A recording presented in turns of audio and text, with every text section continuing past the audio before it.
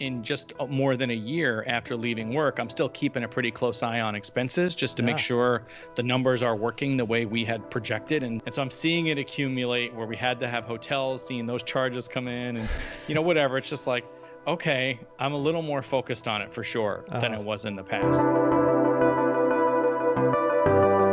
Two lifelong friends document and share their personal stories as they seek financial independence and to retire early. One reaches FIRE in 2020 during a global pandemic, inspiring the other to play catch up. This is Two Sides of FI. It's summer of 2021, and as soon as the ability to travel came around, you and I both had travel scheduled. Travel's definitely a part of both of our lives, and like everyone else, we haven't been able to do it since COVID. And so the big difference between this side of FI and your side of FI is my trip consisted of, it was actually 9 days, which is abnormal for me, but it had a travel day on each end. So technically 7 days. Abnormally long? Yeah. It's usually, like 5 days is the max that I would take. And your trip was how long? 5 weeks. 5 weeks. Yeah. It was 35 days, I think. Why 5 weeks? Like, was your plan going into FI that you would take like a minimum of 5 week trip, or longer or shorter, or what was your projected idea about traveling once you reached FI? And we certainly had in our mind longer trips, and we were talking about, well, maybe we'll do something around a month. It's sort of the circumstances that really led it to be exactly that duration, because, we wanted to attend a high school graduation out of state on one side of it. It was a family member. And then on the other end, we had a memorial service for somebody that passed earlier in the year when nobody could travel. And that's sort of what ended up bounding it. But I can tell you right from the start, we both got like a little hesitant, like, whoa, that's super long. We've never taken more than, I think, 12 days was our record, 11 or 12 days. And I think that might have been our 10th anniversary trip when we went to Japan. So including travel, I think it might have been 12 days. Yeah. So for your case, this, 5 to 7 days is what I gathered. Was it, right now we're in the summer. Obviously, Laura's still working, so it's not your kids' schedules. How much of that duration that you take is bounded by, kind of your wife's ability to take time off, your willingness to take time off, because it sounds like that's a pretty intense period of activity when you limit it to a week. If I could take all the things that I tried to, cram into that 1 week of time, that 5 to 7 days worth of time, and stretch it out, I feel like it would be much more relaxing. Like it would actually feel like a vacation, because again, my personality is to program and plan every possible minute, because I don't want to waste any of this precious vacation time. Right. And so my family, like, they suffer from this death march to like every activity. I feel awful for them. And actually this time around, Laura handled a lot of the planning. So I kind of stepped back from it. And how was that for you? It was fine. In part, we were traveling with my wife's sister and their families. Her sister has a personality very similar to mine, so she wants to program every minute. So I was thinking, okay, if Laura plans this thing, man, we're gonna get, we'll kick back a little bit and just have some downtime or whatever. And I'm fine with that. Like I mentally prepared for it, because honestly, I didn't want to invest the time to plan up front. And so then we got there, and then it was like the death march instituted by somebody else. And it was fine, because it's kind of what I'm used to, but it was not a relaxing vacation. But right now you've entered FI, but you are, you're still bound by school schedules because your daughter's still in high school. Yes. So, you're not able to take maybe full advantage of what I see as some of the advantages of being financially independent, that like you could travel at off times, right? So speak about that. Yes, definitely. Traveling at off times is of huge interest to us. And it's something, we've tried to do, generally speaking, historically, right? Like in the summer, don't go to the places that are super popular in the summer, right? Like Yellowstone. Go somewhere else. Because crowds are tough for me. And, I just don't love the feeling of like battling for like access to something, especially if it's like a national park. Like, I just don't like that combination of like crowded and like nature. It's exactly what the John Muirs et al. Were worried about with that kind of thing. But anyhow, I love the idea of being able to travel whenever I want, because it's no different than anything else, when you're not bound to a work schedule, right? Going to the grocery store, Right. going to Costco, Right. when people are not there, even just going to the shore to hang out and, check out nature. So I do want to do the same thing with vacation, but that wasn't as readily doable this time because to your point, we are a bit bound by the school schedule. On the same note, we did otherwise have complete freedom. Lori does some part-time tutoring. It's all remote still. So she wasn't bound to any particular schedule of, start and end. And I certainly was not either. So that's hugely freeing because, you can fly on the days that are the, better prices. Because as you know, one day can matter a ton. Totally. You could stay at, we could organize our trip. So when we were staying in a city, right? So we were in Miami for part of it. We could do that, not necessarily, get there for the 4th of July, like go there earlier when the rates are a little lower. Right.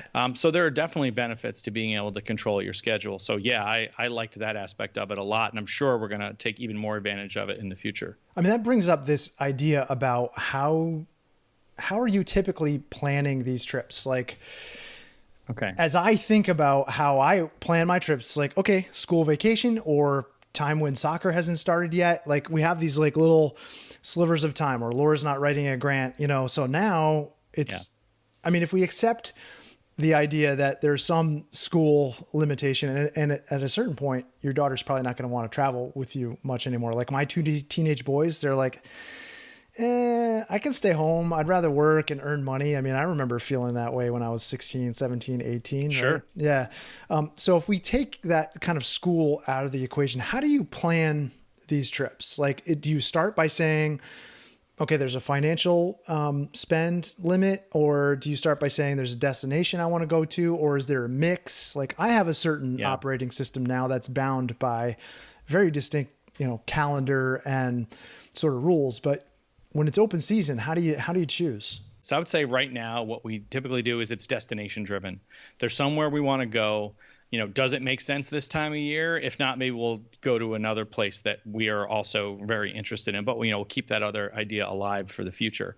And then, we look at, when does it make sense to go and come back? Now we have a lot more flexibility in that. And then, high level, if we need to travel at that destination, so let's just say it's a country, right? It's a foreign country. Yeah. We're leaving the U.S. We may want to travel around. And so roughly how much time do we think we need in each area? And then arranging the flights and or, trains or cars or whatever, and then the hotels. And that's usually the bulk of the work we do beforehand in terms of actually planning logistics. Oh, okay. If there's some we'll start to make lists of things we want to do and the things that got us interested in that area in the first place. But typically we've found there's very few things you need to sort of pre-arrange. Like maybe there's a special museum that you have to book months in advance. We'll do that. But otherwise, we keep it pretty loose. We tend to, and we did this, I would say, even more on this trip, having such a long time. And to be fair, it was a bit of a hybrid vacation because we had both a lot of family visits and friend visits that we wanted to make, including coming up to Maine to see you and Laura. Yeah. But we also had this time we were planning for ourselves, for our family, places we were going to visit without anybody else, or there was a small portion of the trip where Lori and I were by ourselves without our daughter who was staying with other family. Right. Something we also always like to do. I think it's good in both directions. Oh, that's cool. And we did so little planning for the part that was just us because we knew we're going to be out on the road 5 weeks. There'll be plenty of downtime to figure stuff out. And so, part of our trip was in the Florida Keys. And did we plan anything besides housing? Nope, we didn't. But when we got there, we realized kind of halfway back to the Miami area, Key Largo has really good snorkeling. So we booked that, a couple of days before when they had availability that fit our trip. In the past, if we had a tighter duration, if we hadn't planned that in advance, we wouldn't have been able to do that. So that is a huge difference. Right. And I think speaks to the very heart of the question you're raising. It is in terms of what's different. It makes me want to know, because I think of you as like a hyper planner. And I think and it sounds like you're not like this, like when you're traveling. But when I hear you say that, it's like, it's really appealing to me. Like there's a part of me that just says, like, I would not have to put so much effort into planning this week if I didn't feel like I had to fit 40,000 things into it. And so were you ever did you ever plan things?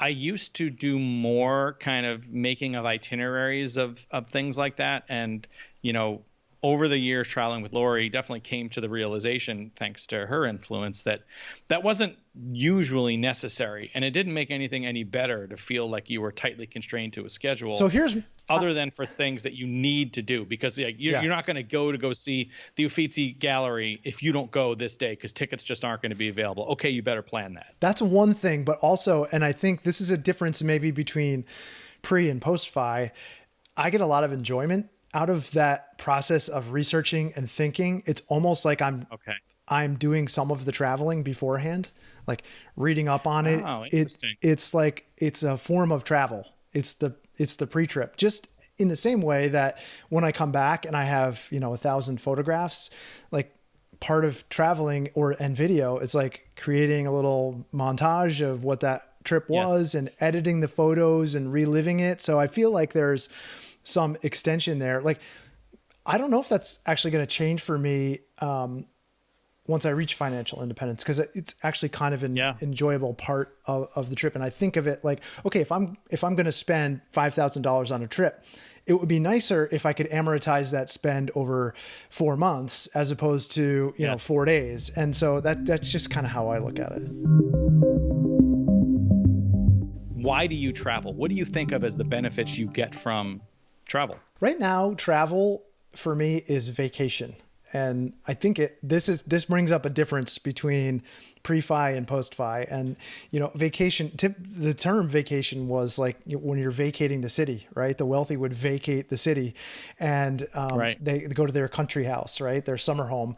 And I think probably a lot of people who are, working 40, 60, 70-hour weeks probably think of, travel as vacation. And that's kind of how I view it. It's like, it's a break from everyday life, but also, the higher level discussion around travel for me is about, experiencing new things, seeing new places, expanding my world of what's possible and culture and, being able to document things and getting out of my own head. How about you? Is it all those same things? Yeah, I'd say historically, for sure, it's been about the experience. It's about gaining perspective on something I didn't know about before and experiencing cultural aspects, but also the escape and putting work down. There were definitely years where I can remember just how much relief I felt in that second week when I actually got to take a 10-day vacation because finally work was starting to leave my head, in that second week. That's why my European friends always told me, I don't even understand how you can not take a 3 or 4 week vacation because you barely get it out of your head by the second week. And they're right. That's a huge difference now because there's nothing to leave behind. We're leaving things we like. We're leaving some of our pets, being taken care of by neighbors, don't worry.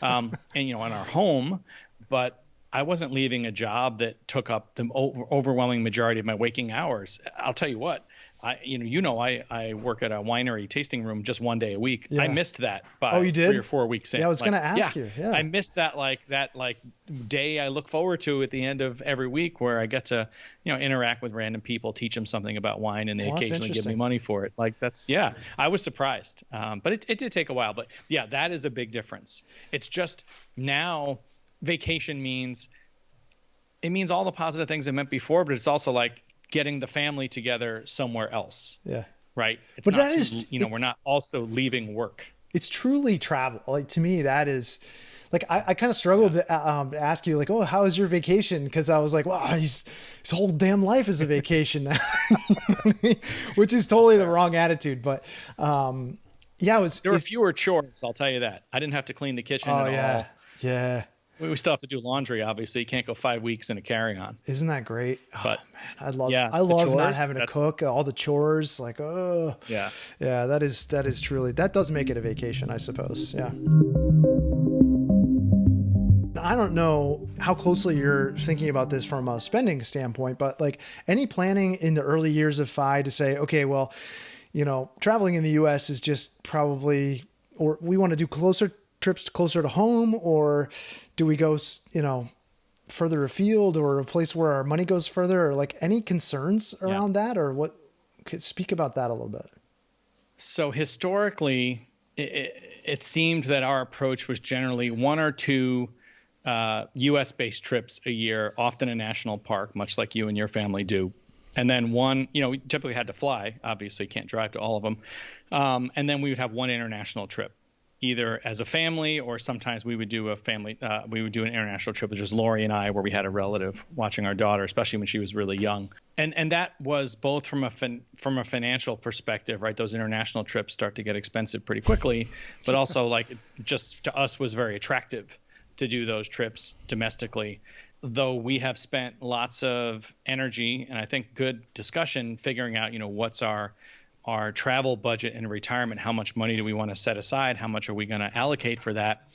I definitely thought about expenses more than I have in the past. Like I always thought I've been good about it, having the discretion, but I was a little more micro looking at it. I believe if you ask Lori, I wasn't necessarily talking about it as much as I was thinking about it, but I was thinking about it. What aspects of it? Just like kind of, why? Because I still in just more than a year after leaving work, I'm still keeping a pretty close eye on expenses just to make sure the numbers are working the way we had projected and put all the effort into building those models. Which they are. So I'm seeing it daily, which I didn't used to do in the past.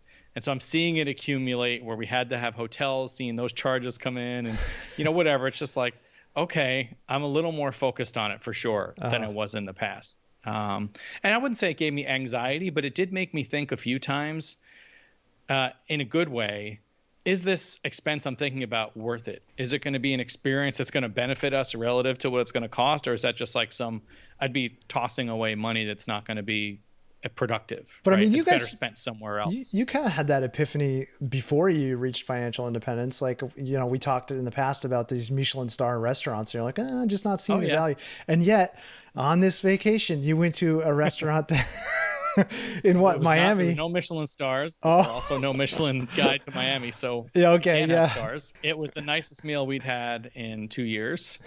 And yes, it did cost money. We felt justified in doing it, but did I think about it? Like, is the wine pairing worth it? And am I going to choose to get it or not this time? Yeah, I'd absolutely thought about it. And we just got a bottle instead. Oh, now, cheaped out, huh?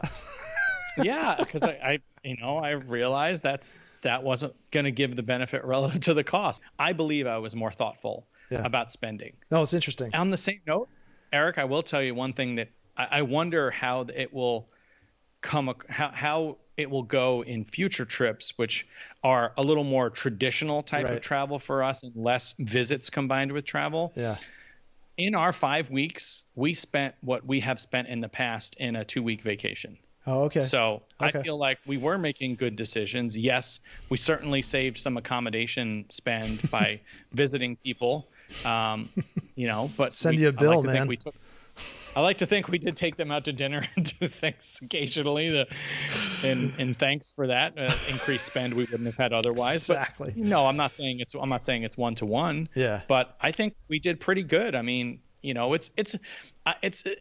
I'm looking at it from two totally different directions right now. Like when I was doing my budgeting, when I finally got home, I was just kind of looking at what June and July looked like. My vacation category in my budget is now zeroed out. Okay. So no more vacations for you. We spent it down. Done. But it's like a scary thing seeing that sinking fund at zero. Yeah, right. I am taking the money from the tasting room and I'm putting it aside. And I'm going to use it for like short trips and things that otherwise aren't, covered from the budget. Like they would be taking extra. So I'm going to go visit a friend up in Oregon in a month, and that'll be totally paid for by the money I get that one day a week at the winery. And that makes me feel good. I'm not taking away from family vacation money. And it I don't know, it's weird. It like actually feels good to have a goal for that I'm working towards. It's like you forget, in all honesty, you forget over the years, like what the early struggle was like when you're saving and like, oh, if we save up this much, we can finally take that, flight to England and get outside of the US. I still remember that, like my first international trip. Yeah. It's just different. And that perspective, I think, is a really good thing to return to. It's real easy to forget kind of how you got where you got, and the real struggles that most people have when they think about saving for vacation. Oh yeah, no, that's a real deal. You and I talk about spending $5,000 or $10,000 on a vacation. It's like, oh, most people would be like, whoa, that's a big vacation for me. And it's interesting though that you still have optics on the finances, and to me, it just speaks to like, this doesn't go away. It doesn't really change necessarily this kind of operating system that you put in place to get yourself to this spot. And that's a good point. It's not a bad thing. I don't think it's a bad thing. I think it becomes more toxic if you can't ever step aside and say, oh no, I really want that, or I want to spend on that, And so it's interesting hearing your perspective. One of the things that came up that I was thinking about having this longer time to travel is that you could travel to Japan is on our list of places to travel to, but if we look at trying to fit that into 9 days, that's not a great use of airfare, right? So if you can amortize the airfare over a sort of stretched out vacation, this idea of kind of slow travel versus the fast travel that I'm doing pre-fi, that's really appealing to me. So I could see, even if there was this kind of bigger or further afield trip that you wanted to take, that it actually is much more sensible when you have all that extra time to amortize the flight cost. Yeah, no, I think you're absolutely right. I hadn't thought of it exactly in those terms, but you're right. I will be interested to see, just combining two different concepts that we've discussed, how different your trip will feel to you when you double the duration. So for example, take your 2-week trip and have 4 weeks.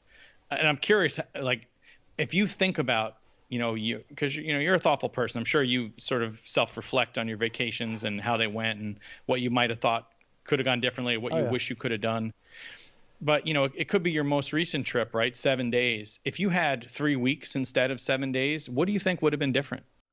I mean, wow, I would have gone so much further afield. And I guess this is a personal choice of anyone. Sounds like when you visit national parks that are inherently busy in the summertime, you try and avoid those locations. But, if you're trying to see the big sights, you're by nature just crammed elbow to elbow with everybody else. And one of the things we noticed on this trip was you didn't have to go too far off the beaten path to really get away from people, because most people were very true gravitating to those things. So I feel like I'd be more comfortable stepping away from those bigger sites. I mean, I wanted to see those big sites, and I wanted to see them sort of untouched by a lot of, tour. Like, I didn't want to necessarily sit at Old Faithful at 5 p.m. when all the tour buses were there. Like, and so we stayed on site there, and we got to see it erupt, at 4 a.m., which is cool. And there are ways to get away from people, even, when you're staying in a really busy place. But I feel like stretching that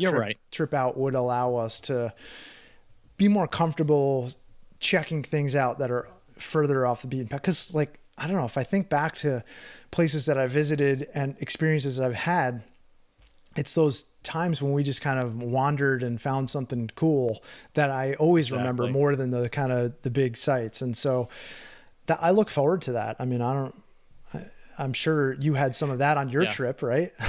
Yes, you did. I mean, I think, and that's something I think that's hard to predict until you experience it. Because if I listen to you, it sounds like, one could come to the conclusion, which I believe will be proven erroneous over time. But for now, it's just a prediction. It sounds like you would just try to fit more stuff in your time. But earnestly, not having that pressure is huge, because, there's a lot of, just Key West, for example, there's a lot of things you could see. And if we'd had a checklist and we were just kind of walking around that island, basically ticking them off in the heat, it would have felt pretty oppressive. But, we knew we had time. We knew we were going to see a lot of stuff. And so there was definitely like a half day where we just walked around with like some frozen drinks and like just checked out the sites. We didn't feel like we had to like go do this thing and that thing and the other thing. Right. And that kind of, for me at least, repeated at other points during the trip. And it's a great feeling to not feel compelled to rush out, because, admittedly, I fall prey to that, because like you, I wake really early in the morning. Right. And I'm raring to go. That's my best time of day. Like I want to get out and do something. Right. And my family is on a different schedule than me. They wake later and they start slower. Their ramp rate is slower. I feel a lot less pressure to do stuff like that early when I have more time. Yeah. Now I'll still use that early time for me stuff that I will do, took out the drone, got, shot some footage for the channel, whatever, went for a walk. But I didn't feel like it was as much a competition for, can I fit everything in I want to do in this limited time? Yeah. Because we just had more days to expand it into. Is there a difference between the pre-FI travel daily routine and the post-FI travel routine for you? Well, the easiest thing is something I mentioned earlier, and that is there was no work to look and check on first and make sure it was out of the way, so it had the least likelihood of interfering with the rest of my trip and my family time. So that would have been first thing for you. Gone. Yeah. Okay. Absolutely. Yep. Always the first thing. Yeah, no, for real. That was kind of the arrangement we had, is that, me and my wife, that I would get that work stuff done before they were up and at 'em. And so they wouldn't have to see me doing it. I would just get it done and it'd be over. That's like a full 5 hours, isn't it? You get up at 4 and they're up at 9. Oh, hopefully it wouldn't usually be 5 hours of work, but it could be a couple hours depending on the trip and the company I was at the time. Sure. I've had that danger. Like I step into that zone, like, okay, I'm going to run through all my email. I'm going to solve all the problems in the morning. And then I get some kind of email in that stack of things where it's like not something I can solve in 3 hours or 2 hours. And then it's kind of stuck up here, that's, yes. I hate that. But I think generally speaking, another difference is I would say there's a slower ramp to getting started. Like in the past, I feel like, and some of this is on me, like I'd be kind of pushing the family to get ready and get going and get out so we can start doing stuff. I didn't feel quite that pressure, and I believe, you'd have to ask them, didn't convey that pressure to them. It was easier kind of to get going. Some days we weren't doing stuff until lunchtime, because that was just how they were feeling that day, or we had a busy evening the night before. So that generally reducing the sort of time-based pressure was a really nice feeling, and that was something that I think we all did experience and we talked about. I honestly, one other thing that I know Lori would say is, while I'm sure I still have room to grow in this area, I was less intense about the travel part of the trip. Like when I traveled for work, like I have all these habits about like when I get wherever and how long we are here and how we pack and all that stuff that experienced travelers really have a lot of strong opinions about.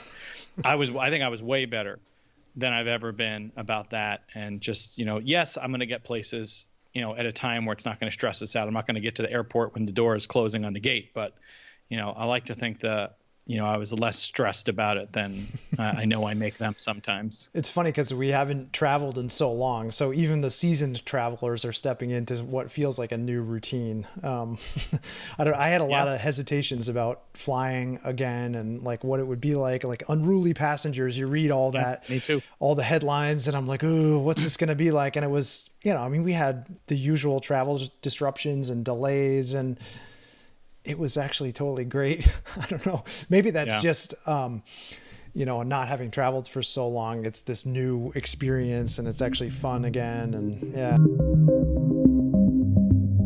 So 5 weeks is a pretty long time to be away. In the past, you've talked about the sort of desire to maybe live like a nomadic lifestyle, like in an RV, like that was an interest of yours. Like, has this reinforced your need for a home, or like, has it changed your mind in any way? Changed any preconceptions you had about that? It's a good question. I don't know if I'd go so far as it changed our idea about having a home, but what it did do, and I know this is true because Lori and I had a really good discussion about it after we'd been away for, I think the first time we had it was we'd been away about 3 weeks, and then we had it again at the end of the trip. Both of us, I think particularly her, feel a lot more comfortable with the idea of longer trips. Like it was easier than we thought it would be, right? It's nice to have an idea. It's another thing to practically experience it, especially when you're leaving behind things you care about, right? I know you love pets so much. But, we have some animals, and we have friends who, graciously took care of them for us. But, after a couple weeks and we know they're getting taken care of well, I think she stopped thinking about them as much as she did before. And, we didn't feel like that pull to be back in, our bed or things like that. I think while this trip was a little unusual in just how many small moves we made to visit different people, like all the driving, than a typical vacation would be, I think that gave us even more confidence that a proper trip that we would normally take that wasn't broken up into so many little stages like this one was would actually be pretty easy. So I would say, if nothing else, it reinforced the idea of us taking 4 to 6 week or maybe even longer vacations or short-term stays away from a home. I don't think Lori would say, and she's not here to answer this, but I suspect she wouldn't say, yeah, it gave me actually, and now I'm of the opinion that I don't need a home. Right. I don't think I would say that, but I would say she and we feel more comfortable with the idea of leaving home for weeks to months at a time, just because it felt good. But you felt said like something we could do. So that was great to test that out. I mean, you did say at the end of it, you were like looking forward to getting back, though. Yeah, but that's also like we had a terminus and knew we were getting near it, and we did have so much movement around, and a lot of family time, and lots of things going on, and sometimes at the end of all that, it's like, oh, you want your routine back, right? Yeah. And like I said, I was feeling a pull to do my little 1 day a week job. So I think it was kind of more that than it was we were tired of being out and seeing new places. Some of it may have been just where we were, right? The end of our trip was in Florida, which is delightful, but not necessarily our number one choice for where we want to spend time in July, right? It's very hot. It's very humid. If we were somewhere else Some people like that for the first time, that's why I'm not making fun of Florida. I'm just saying I don't want to be in hot and humid weather in July and trying to sleep at night. But if we were somewhere we'd never been before, we've been to Florida a bunch of times. If we were somewhere new, a foreign country, we might have been feeling like we're just getting started after, 3 or 4 weeks there. And so it might have been more, less of a pull to say, well, I'd kind of like to get home. I mean, how when you guys think about that, you and Laura think about these longer term stays or being nomadic, how do you envision that going? I'm looking forward to longer travel. I still am a person who likes to have a home base, I think, to come back to. And it's we've talked about this trawler, this boat idea, for a long time. And, I first started having some misgivings about it. Like this idea where Laura's like, well, we're going to be stuck on this thing like 3 feet from each other for potentially like a really long time. Like, ooh, yeah. Yeah. So I do like that ability. I mean, just like like having this studio, a place to kind of return to that kind of feels like my own. But I'm also looking forward to seeing what that's like, having 5 weeks to program and plan and just explore, and also equally nervous about like, okay, what's that going to cost? Yeah. So I was curious to hear, even you, who I think of as having a bigger FI number than me, like, okay, if he's concerned about it, what's that going to look like for me? So maybe I got to dial back my expectations a little bit and say, okay, maybe not every meal is not eating out. Maybe we can, that's maybe not where the enjoyment lies in this journey. Yes. Right. And so that's the message. Yeah.